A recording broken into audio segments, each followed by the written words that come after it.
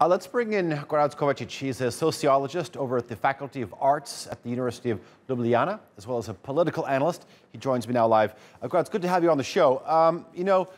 Civil society movements are arguing that the changes could have led to many things, including excessive development, which in effect is going to affect not only water quality, but the availability of water. On the other hand, the government insists that these law changes actually limit or narrow the possibilities of construction on the coasts. Who's right?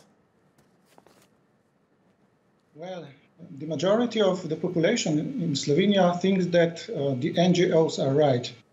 The result of the referendum was that 87% of those who came to vote voted against this law. And what is more interesting, there is a quorum needed in order to referendum be successful in Slovenia. So actually 20% of those eligible to vote have to come and vote against certain law. But this number was doubled. So actually 40% of those with the right to vote came and voted against this law and against the government. The right to water is enshrined in the country's constitution. That's what Sarah Firth said in her package. What does that mean? It's a principle. That can mean different things in practice.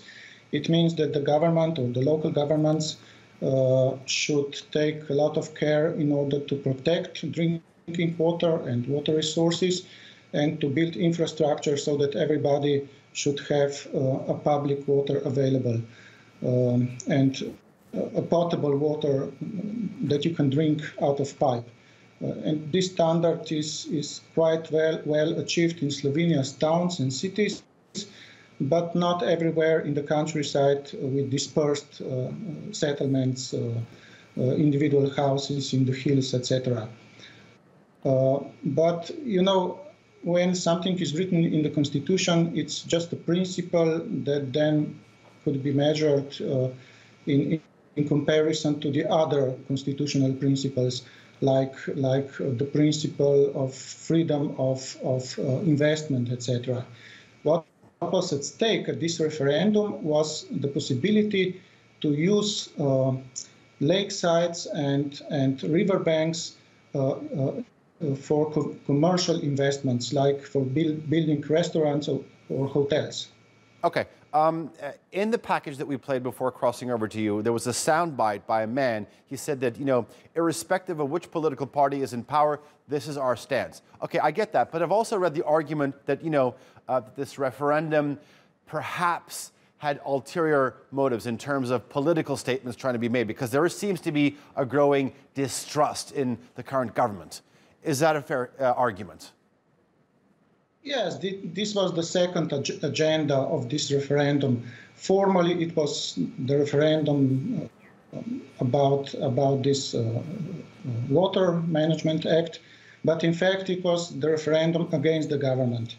We have an authoritarian government, the government that tries to undermine the division of power between three branches and to concentrate all of its power in the hands of the government and the ruling party and Janez Jansa, Prime Minister himself.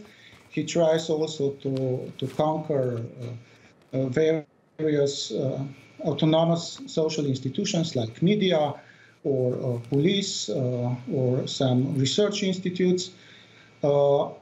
And the great part of the public is just cannot stand anymore with this kind of authoritarian politics. Saying internal policy as well as international policy, making friendship and alliance with Viktor Orban, etc. And this referendum was an opportunity to say no at the voting places to this government. All right. Currently, Slovenia is holding the rotating EU Council presidency. Does this case sort of complicate things? Does it put its term presidency off to a rocky start, perhaps? Well, Janša is a very resilient politician.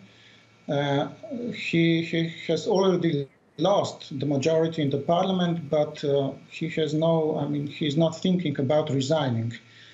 So he will try to keep power as long as possible, probably because he knows that after the next election, which will regularly be in the next year, in June maybe, he will lose the power and he will very hardly come back to the power again. So he's now trying to keep the power, to take the profits from it, to use it for corruptive ways, etc. And simply, it's not a long-term rational politics led by Janez Jansa. All right, Gorazd Kovacic, good talk to you here on this NewsHour. I do appreciate your analysis. Thank you very much.